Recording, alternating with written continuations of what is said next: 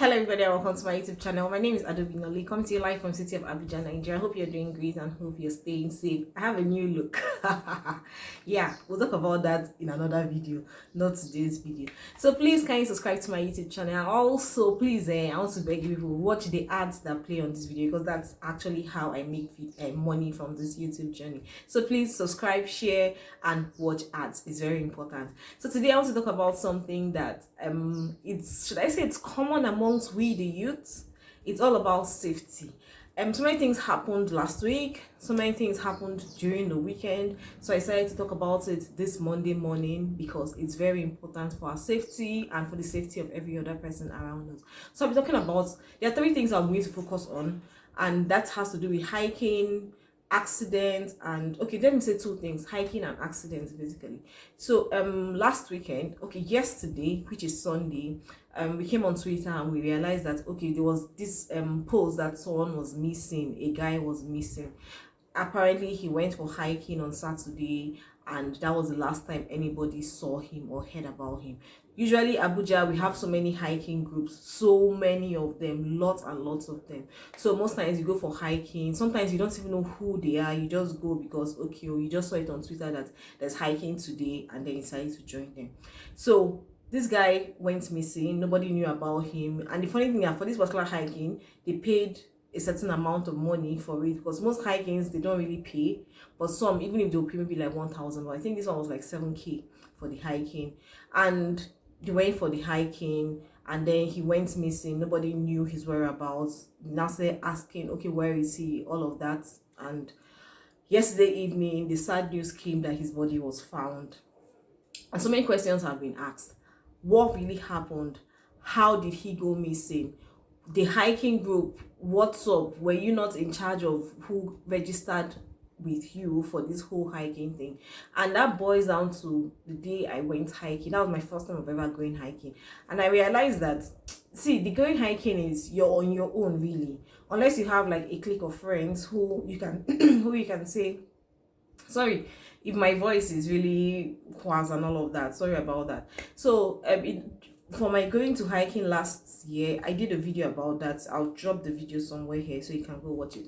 So that hiking just showed that if you don't know anyone, you are basically on your own, unless you decide to mingle with others, interact with others. Then that's how people get to know that you actually exist.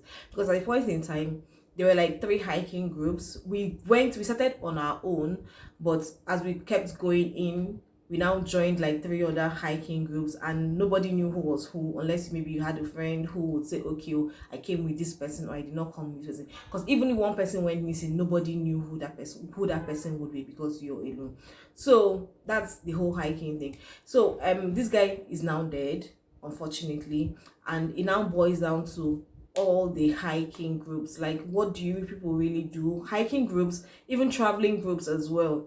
Like, it's not just about paying. It's not about paying money and then you cannot be accountable for the people that actually pay money to you.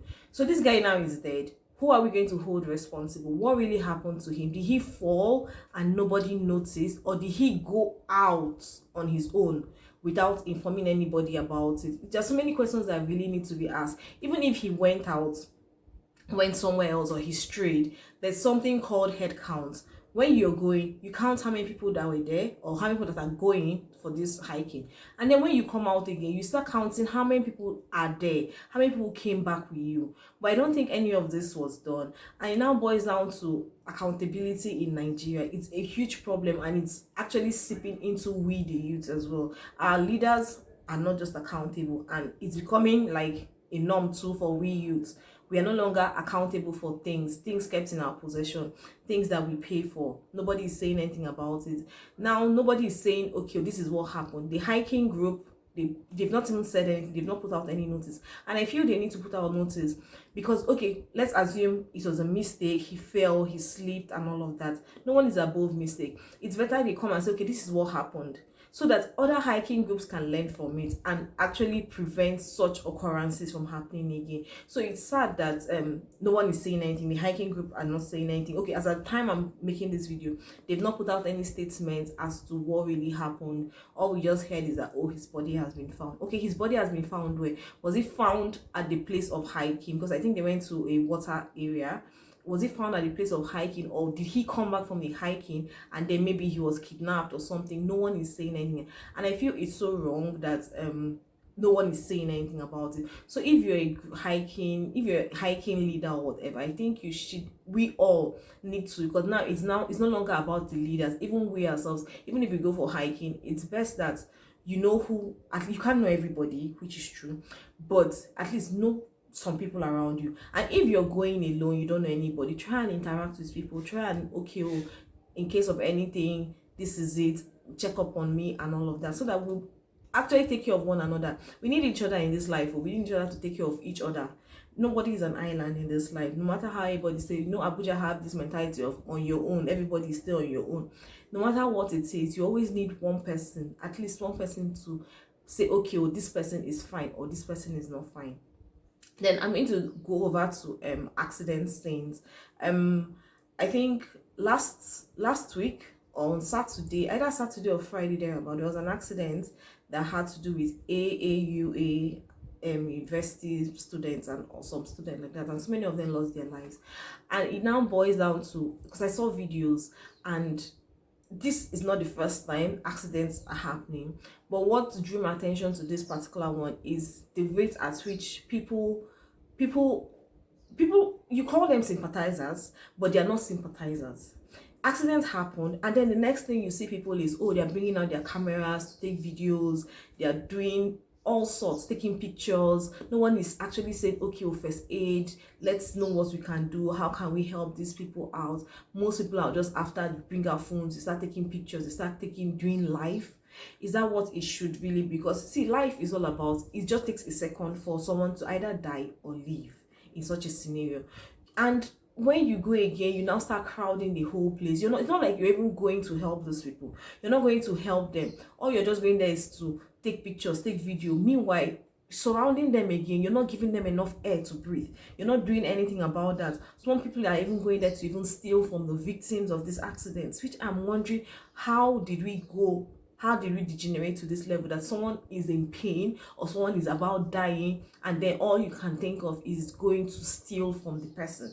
Like, it doesn't even make sense at all. Like, I'm trying to understand why people would stoop so low to rob accident victims, in short, even dying victims. So I want to play with all of us. If there's an accident, okay, and you can't stand it, it's either you call 112 or 121, something like that. I'm going to put what it is on the screen. You call for help. Yes, I know sometimes our road safety officials are just crazy set of people, but I feel let's just do our best.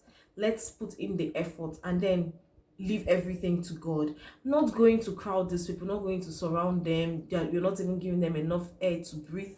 You're not going there to help them. You're just going there, oh, because you want to be the first person to put it on social media so that you will trend and all of that. What benefits will it give to you that you're trending and someone else is dying? Sometimes again, I read of a lady on Twitter who said she actually experienced an accident victim. She actually experienced an accident scenario, and she went there. The whole place was crowded, and she just had to tell everybody to shift because they needed air.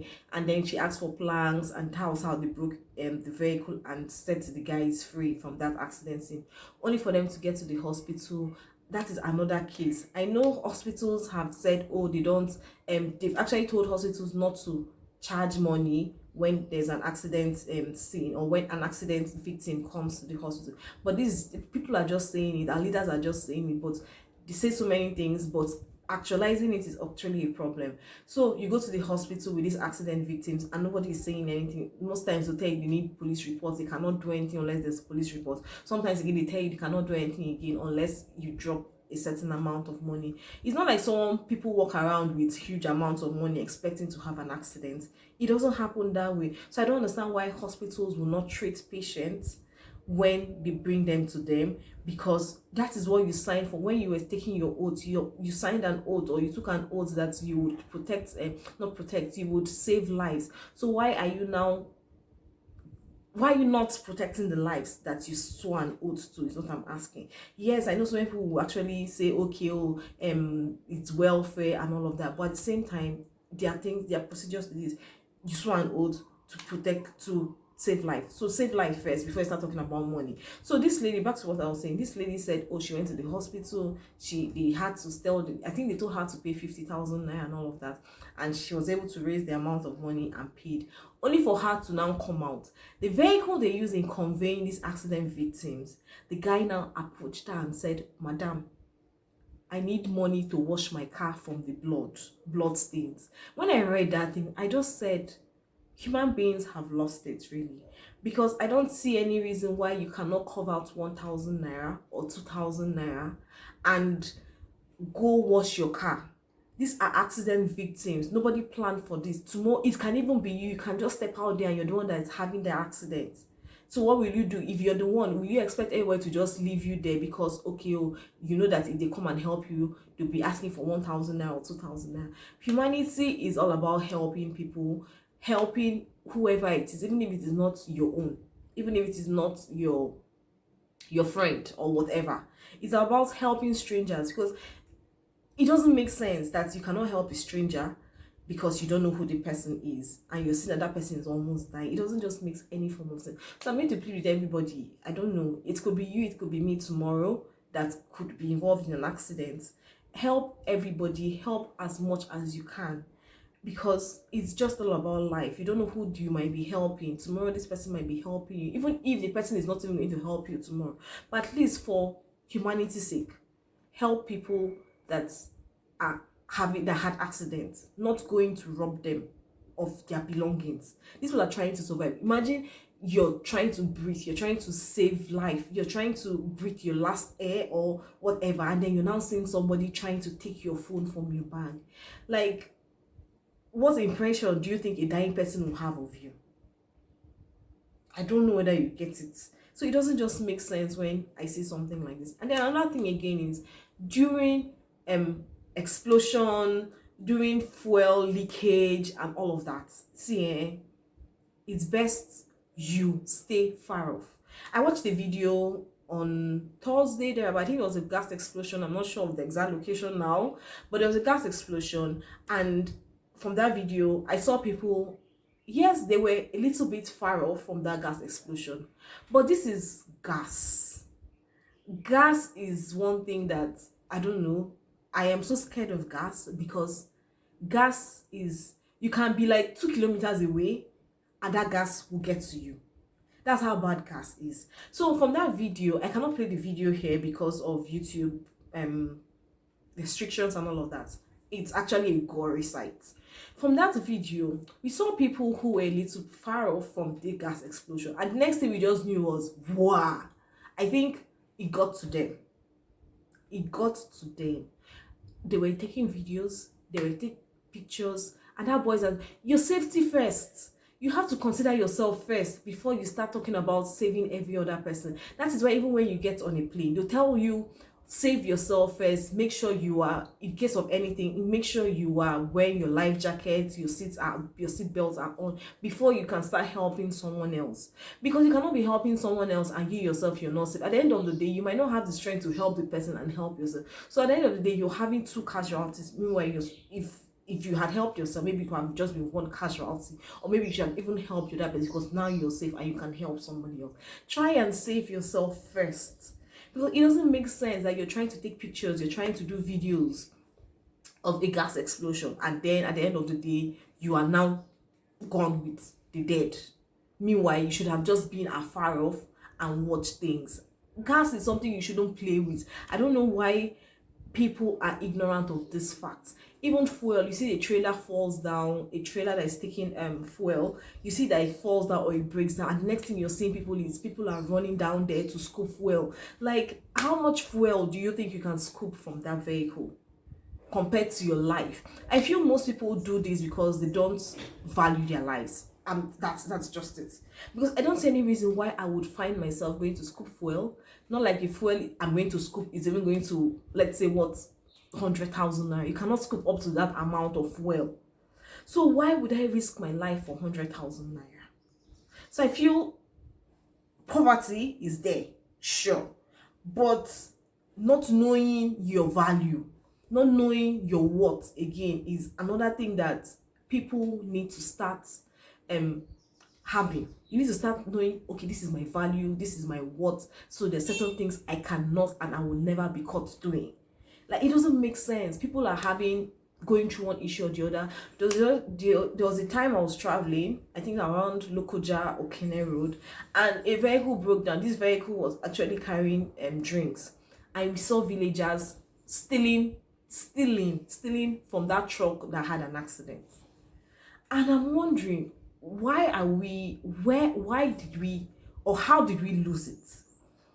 You're trying to steal from someone's misfortune. It didn't just make sense at all. So I think this is a wake-up call for everybody. You, me, share it with everybody around you. Like, we need to do better for ourselves, we need to do better for our neighbors, we need to do better for people around us, even if they are our enemies. We need to do better. Take care of people around you, check up on people around you, your neighbors. Abuja has this mentality of on my own, everybody stay on your own. You can be in Abuja like this, you don't know who your neighbor is. Yes, I know I was guilty of that, but right now I'm trying so hard to mix up, interact with people. No man is an island. No man at all is an island. So that's just what I want to talk about today. Mix up with people, help people. Don't be like, okay, I want to be the first person to put out pictures or what's trending at the expense of someone else, at the expense of your life as well. Make sure you are safe first before you start helping someone else. So I hope this video was helpful. Hiking groups as well, please. I think you all need to be strategic about this thing. It's no longer, it shouldn't be like before where everybody just goes, just keep going. We need a shepherd. You cannot just be saying just be going. We need a shepherd, we need leaders, we need people that should be held accountable in case of anything. And if anything goes wrong, even if anything goes good, we need people that would hold on to. So that's all I want to talk about today, this morning. It's sad that I'm bringing this on a Monday morning, but I hope the next video that comes up will be something that would gladden our hearts. So hope you did enjoy this video. Please remember to subscribe, share, and watch the ads as well. So have yourself a lovely Monday and a lovely week ahead. Thank you and bye.